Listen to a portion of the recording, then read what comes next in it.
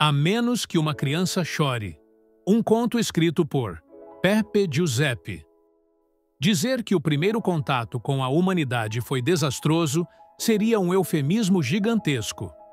Pelo pouco que me lembro das aulas de História da Academia do Corpo Espacial da União Estelar Interespecífica, foram os Titubari, a raça árvore, de seres esqueléticos de 4 pernas e 2 braços, sem cabeça, tendo seu centro nervoso, olhos e boca fundidos ao seu tórax e uma carapaça que serve tanto de proteção como de camuflagem em seu planeta natal de intermináveis florestas, fazendo-os parecer, ao observador desavisado, um grande tronco de árvore de uns 4 a 5 metros de altura, com olhos grandes e brilhantes e uma bocarra enorme e assustadora. Enfim, pelo que consta nos registros, os Titubari simplesmente tropeçaram no planeta berço humano durante uma expedição de exploração por planetas capazes de receber novas colônias.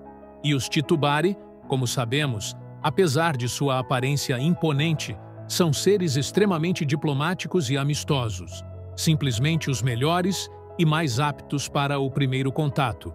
E provavelmente, se fosse outra espécie a encontrar o lugar, seriam chamados de qualquer forma para estabelecer as primeiras comunicações.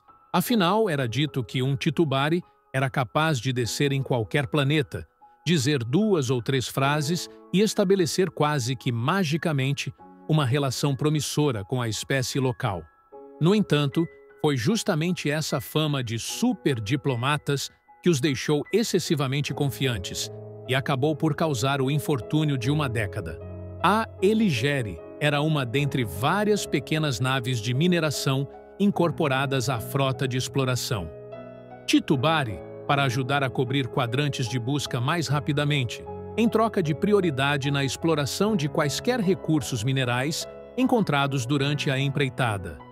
Assim sendo, sua tripulação, embora bem intencionada, era composta de trabalhadores brutos, que, apesar da fama de sua espécie, não tinham nada de diplomatas, e ainda assim, apoiados na máxima de que qualquer Tituberi é capaz de tornar qualquer planeta amigo, acharam por bem descer no planeta, sem aviso, sem apoio, sem informar o comando da frota.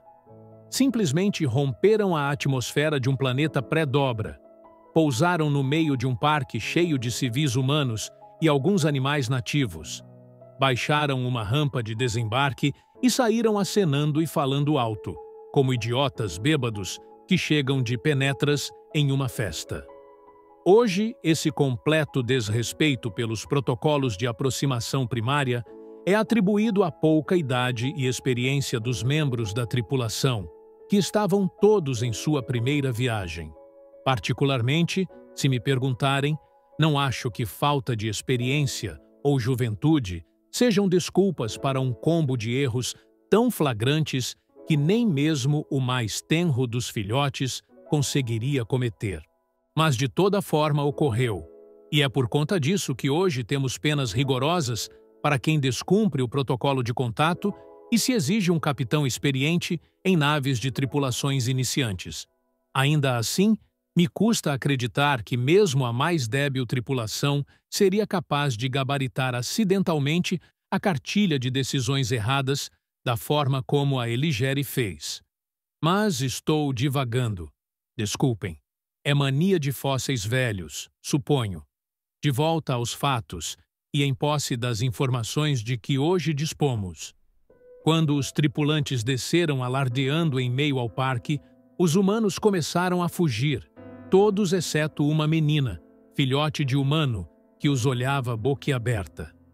O imediato virou-se para ela dizendo algo como: "Olá, pequena, não se abale", quando uma fera quadrúpede veio correndo em sua direção e pulou com as presas expostas, seguida por um casal humano que corria em direção a eles. Agora vejam bem, a tripulação não sabia, como sabemos hoje, que os humanos criam algumas feras menores, chamadas de algo como cães, como entes de companhia, fazendo-os parte integrante de seus grupos familiares. Sendo assim, O que o imediato entendeu da situação foi que, logo após o pouso, um predador aproveitou-se da distração causada por eles para atacar um filhote humano, e foi com a única intenção de salvar a garotinha que desferiu um golpe no focinho do animal. Neste ponto, é importante que nos lembremos que, embora os Titubare sejam uma espécie diplomática, eles têm grande força física, e essa era uma nave de mineradores, com músculos enrijecidos por trabalho pesado. O impacto do soco destruiu o crânio do animal, fazendo-o cair agonizante no chão. O imediato ergueu-se em uma postura orgulhosa, pronto para ser aclamado como herói. E a menina olhou a fera caída por não mais que um instante. Então, voltou-se contra o imediato, chorando e batendo em suas pernas enquanto gritava: "Você matou o Fred!" O imediato, surpreso, e vendo os pais da garotinha chegando a poucos passos dele, mais por susto do que por ato pensado, chutou a menina para longe com força desmedida, fazendo-a voar por metros e atingir uma pedra com a cabeça. A força do impacto foi tamanha que os miolos da pobre criança se espalharam pela grama. A mãe parou e soltou um guincho estridente enquanto caía de joelhos, e o pai correu até a criança, tentando inutilmente salvá-la. Na gravação do incidente, podemos ver, pela expressão de pavor nas faces do imediato e da tripulação, que estes estavam apavorados com o que acabaram de fazer. No segundo seguinte, 2 humanos em uniformes azuis apareceram atirando com armas de projéteis estáticos, atingindo os tripulantes diversas vezes. Essas simples armas de mão não eram capazes de furar a carapaça de um Titubare, mas um dos tripulantes foi atingido no olho, de modo que o projétil destruiu seu centro nervoso e o pôs abaixo como uma árvore recém-cortada. Isso fez seus companheiros entrarem em pânico e correrem para a nave, abandonando o corpo do tripulante caído. Os idiotas ergueram a rampa e tentaram fugir de volta para o espaço, mas foram abatidos por 4 caças de superioridade aérea. Somente depois do armistício, conseguimos ter clareza sobre a perspectiva humana do ocorrido. Para os humanos, uma nave alienígena pousou, sem aviso, no meio de um parque de lazer e árvores com pernas desembarcaram, e quando um deles se virou para uma criança, sua fera de estimação avançou, não para predá-la, mas para protegê-la. Para piorar, os humanos carregam comunicadores portáteis, com câmeras, ligados a uma rede global de informações.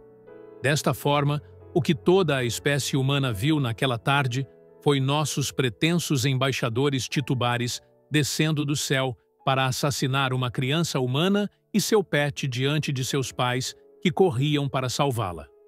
Depois do abate, a nave e os corpos foram levados a uma instalação subterrânea no meio de um deserto, onde os humanos realizaram engenharia reversa, dando início a um processo de reconstrução científica e social impressionantemente rápido.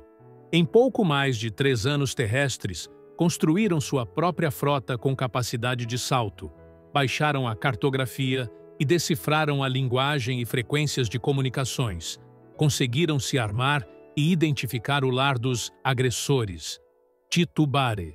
Isso deu aos humanos um inimigo em comum, e suas tribos, rivais, aeras, uniram-se sob uma única bandeira e partiram para o vazio com sede de sangue.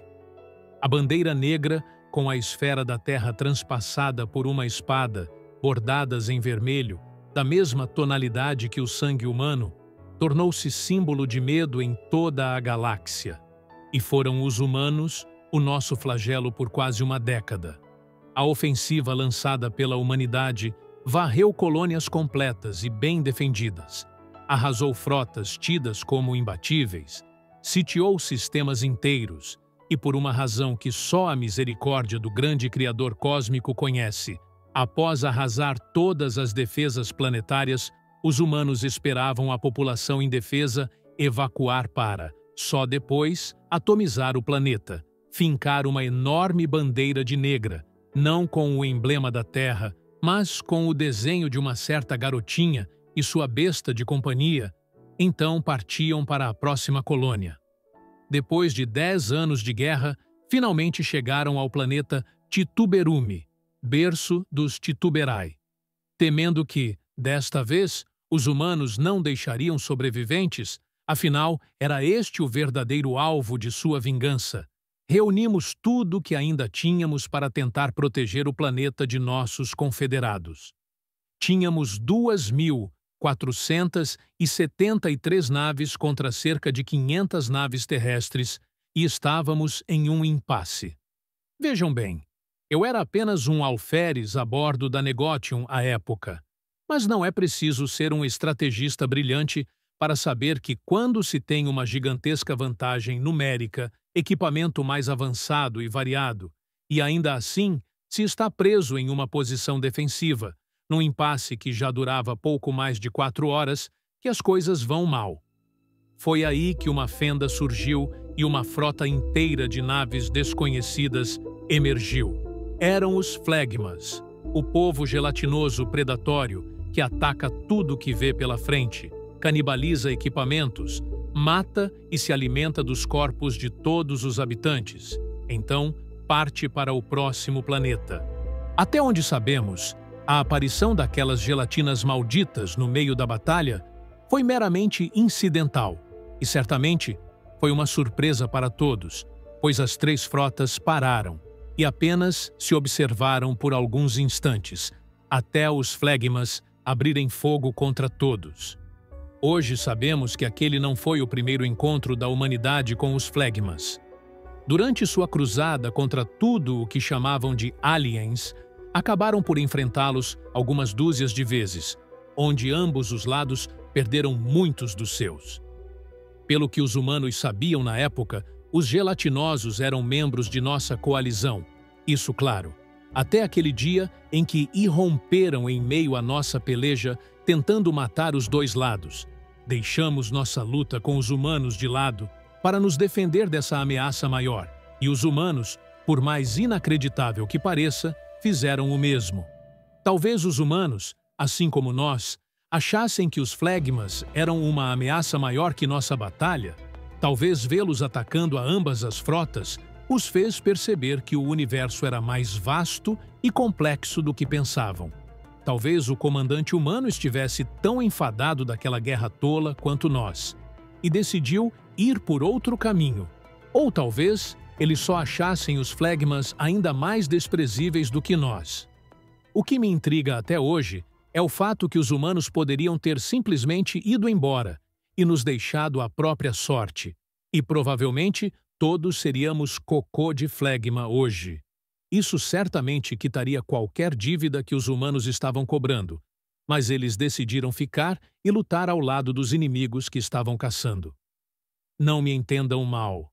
Sou grato aos céus dos céus por eles terem ficado, só não sou capaz de entender a razão por trás disso.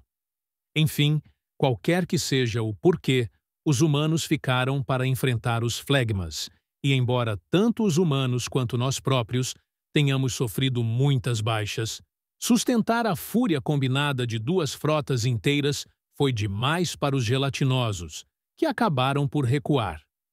Meu capitão tentou abrir um canal de comunicação com a frota humana para agradecer e tentar um novo começo diplomático.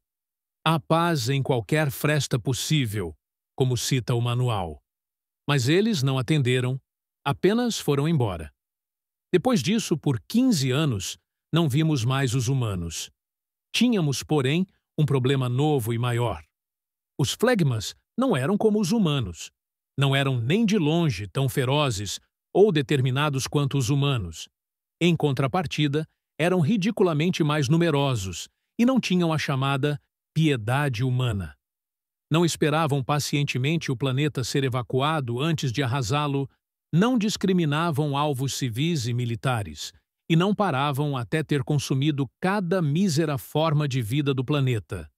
Podia-se enxotá-los 10 vezes que eles voltariam com números cada vez maiores, até que vencessem, de modo que acabávamos por perder mais e mais territórios.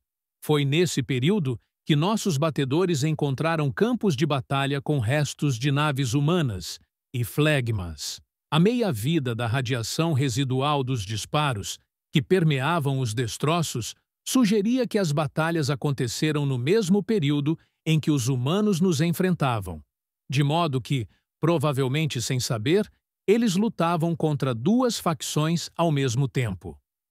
Em um destes campos de destroços, havia um planeta de clima temperado. Era um campo berçário flegma. O lugar estava completamente destruído, incinerado por radiação nuclear, a mesma das bombas de fusão humanas. No que sobrara de um dos prédios mais altos, flamulava a mesma velha bandeira negra, com o rosto da menina e da fera, que tão bem conhecemos. Daí a dedução de que a humanidade acreditava que eles eram parte de nossa aliança. Além disso, tudo o que soubemos dos humanos nessas épocas era que, de alguma forma, eles eram a única espécie conhecida que não havia perdido uma fração que fosse de território para as armadas flegmas.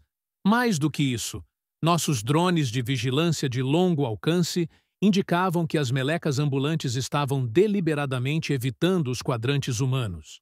À luz destas descobertas, com o avanço da guerra e o número de vidas perdidas crescendo exponencialmente, a União começou a ficar desesperada, até que, por fim, decidimos pedir ajuda aos humanos, a única espécie que parecia capaz de enfrentar a praga fleugma.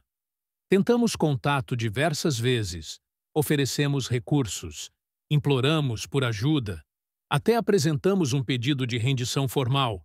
Referente à guerra, travávamos antes, em troca de ajuda. Eles nunca se deram ao trabalho de responder. Nunca, até choro, claro.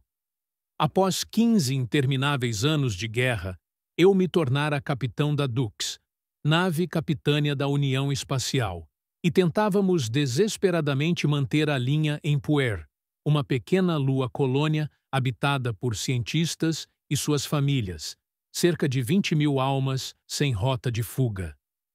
Estamos dando tudo o que tínhamos e estávamos perdendo o feito. Mesmo durante a batalha, eu já podia ver pelas janelas de minha ponte de comando metade das colônias em chamas.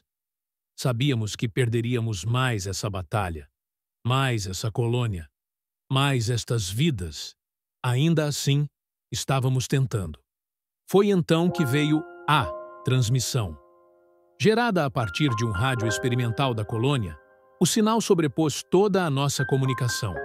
Preencheu todas as telas da ponte com a imagem tremulante do rosto de uma jovem pulcra, com sua face esguia e rosada coberta de lágrimas. Ela parecia mal ter entrado na puberdade e estava abraçada a 2 meninos muito mais jovens que escondiam seus rostos no vestido da garota. Socorro! Qualquer um possa ouvir. Aqui é da colônia científica da Lua Puer. Estamos sendo atacados pelos flegmas. Por favor, ajudem. Eles vão nos mat glup. Vamos morre glup. Nós não fizemos nada para merecer isso. Que mal nós fizemos? Meus irmãos têm 6 anos. Eles são só crianças pelo Criador.